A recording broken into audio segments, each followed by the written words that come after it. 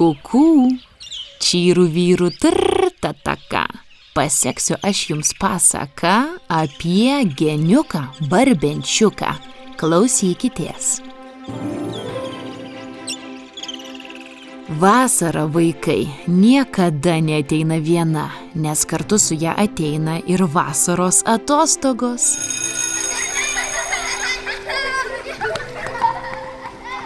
Bet ne visiems. Štai miške visai ne rudenį, kaip mums įprasta, o būtent vasarą prasideda pamokos. Ir mokytoja panelė Kvarka kaip tik renka paukštukų grupę į 1 klasę. Mat tie paukštukai mažyčiai, kas nekas skraidyti dar tik mokosi. Kiti jau čiulba, bet pro šalį natas traukia. O treti išvis lizde snapukus pražioja dar vėpso, nes patys vabaliukų pasigauti nelabai sugeba. Tad mokytis tikrai yra ko, ir vasara tam pats geriausias metas. Taigi 1 vasaros dieną Vingio parke į mokytojos Kvarka klasę suskrido gausybė margų paukštukų. Buvo ten ir Gegutė, ir Strazdžiukas, ir Bukutis, Lakštingala, net Kėkštas. Bet oi, kasgi ten kažkur viršuje lyg būgnu barbena? Visi nurimo ir pakėlė snapukus aukštyn. Geniuk Barbenčiuk, sušuko panelė Kvarka. Greit leiskis čia ant šakos. 1 pamoka skirta susipažinti. Barbenčiukas plast ir nusileido, bet nė čia aukšt jokio garselio neišleido. Ir tądien jam sekėsi sunkiai. Kiti paukštukai susidraugavo, demonstravo sparnelius, pasakojo kieno kur lizdelis ir kas kiek brolių sesių turi. Bet geniukui jam galvelė net sukosi ir paskaudo nuo šitiekos klegesio naujų balsų ir spalvų. Jis labai privargo, o privargęs ir suirzo. Todėl, kai Gegutė priskriejo ir paklausė, o kur tavo lizdelis? Labai jau arti prilindo, tai geniukas plastelėjo jai sparneliu ir pakilo aukštai ant senos eglės šakos. Įsikibo jon ir ėmė kalenti. Pailsiu kiek ir vėl stuksena. Dabar jis buvo toliau nuo bendraklasių, todėl jam darėsi saugiau. O tas barbenimas, nelyginant gera muzika, padėjo nusiraminti. Žinoma, toks Barbenčiuko elgesys neliko nepastebėtas. Gegutė Kukutė tuoj pat pasiskundė mokytojai Kvarka, o ši savo ruožtu vakare pranešė ir geniuko tėčiui, Geniui Barbeniui, kad keistokas jo sūnaus elgesys. Labai prašau atleisti, bet ir suprasti, barbeno Barbenius. Matot, mano geniukas Čiukas, tėtis taip sutrumpintai vadino Barbenčiuką, yra truputį kitoks, jis turi autizmą. Todėl jam reikia šiek tiek daugiau ramybės ir supratimo.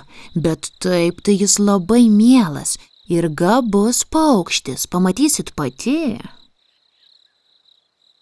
Panelė Kvarka buvo išmintinga, o dar ir geros širdies bei teisingos snapo moteris.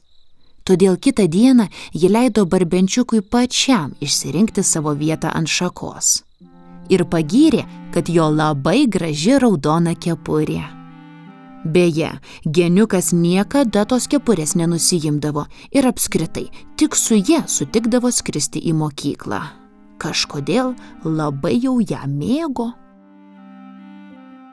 Taip ėjo vasarėlės dienos, bet geniukui Čiukui nebuvo jos nei lengvos, nei šviesios. Per kiekvieną pertrauką jis skrisdavo kur nors aukščiau pastuksenti. Bet niekas kitas taip nedarė, todėl Čiukas jautėsi vienišas. Jis svajodavo turėti draugą. Jam ypač patiko strazdas, nes labai gražiai giedojo, bet geniukas nežinojo, kaip jį ir užkalbinti.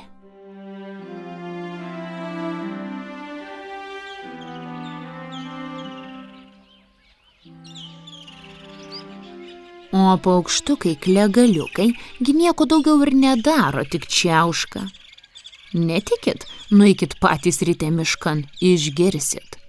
Tai ir įsičiauškėjo jie, kad girdi, geniukas čiukas, autistas, ir ta kepurė jo raudona, kokia keista. Ir išvis, kažkoks jis nedraugiškas, ir kamgi jis tiek barbena, kodėlgi jis negali giedoti kaip mes. Tokie čiauškalai ėjo iš snapo į snapą, kol per vieną pertrauką po tiltu juos nugirdo pati panelė Kvarka. Ką čia tauška taip negražiai apie mūsų čiuką? Jei sakot, kad jis autistas, tai tada strazdas artistas, o kėkštas tikras balaganistas. Visi sukikeno, mat kėkštas per pamokas tikrai keldavo didžiausią triukšmą ir balaganą. Niekam nereikia klijuoti etikečių, visi mes esame skirtingi, todėl nuostabūs ir nė vienas neprastesnis už kitus. Mokytoja pakėlė snapą ir pakilo į orą. Nepavėluokite į matematiką, dar kvarktelėjo. O paukštukai kiek sugėdinti liko lesinėti kirmėliukų po tiltu. Strazdžiukas, kurį visi trumpai vadino Džiu, gerai suprato, kodėl mokytoja jį pavadino artistu. Mat jam sekėsi dainuoti, vaidinti, bet kitokius mokslus kando sunkiau. Vėl ta matematika, atsiduso Džiu ir nukabinęs snapą nuskriejo ant 4 šakos, kur pamokai pasiruošęs tupėjo ir geniukas čiukas. Matematika, kranktelėjo Kvarka. Klausimas. Kiek bus 2 kirmėlės plus 2 musės minus 1 vapsva? Bus labai geri pietūs, sušuko kėkštas ir visi ėmė leipti juokais. Net mokytoja, bet tada paprašė rimties ir pakartojo uždavinį. Bus 4 vabzdžiai, klasei nurimus sušuko čiukas. Teisingai. O jeigu ant 10 medžių yra po 20 šakų, o ant kiekvienos šakos po 3 lizdus, o kiekviename lizde po 5 paukštukus, tai kiek iš viso bus paukštukų? Kvarka užčiaupė snapą ir negalėjo patikėti, kai mažiau nei po sekundėlės čiukas sučiulbo. Bus 3000 paukštukų. Kaipgi taip? Ogi štai taip. Geniukui matematika tiesiog patiko, todėl ir labai gerai sekėsi. Barbenčiuk, tyliai prikišo snapelį Džiu. Gal gali man padėti? Aš visai nesuprantu, iš kur tie 3000 paukštukų atsirado. Čiuko širdelė suspurdo ir jis pirmą kartą klasėje kažkam nusišypsojo. Nuo dabar geniukas mokė strazdą skaičiuoti, o Džiu mokė geniuką dainuoti. Visokių giesmelių čiukas gan greit išmoko, todėl netrukus ėmė daugiau bendrauti ir su kitais klasės paukšteliais. Visi pamatė, kad čiukas labai draugiškas, tiesa, truputėlį kitoks, bet todėl tik dar įdomesnis. O mokslo vasarai einant į pabaigą, Džiu ir čiukas taip susibičiuliavo, kad net subūrė miško muzikos grupę. Ir pasivadino jie pirmokais.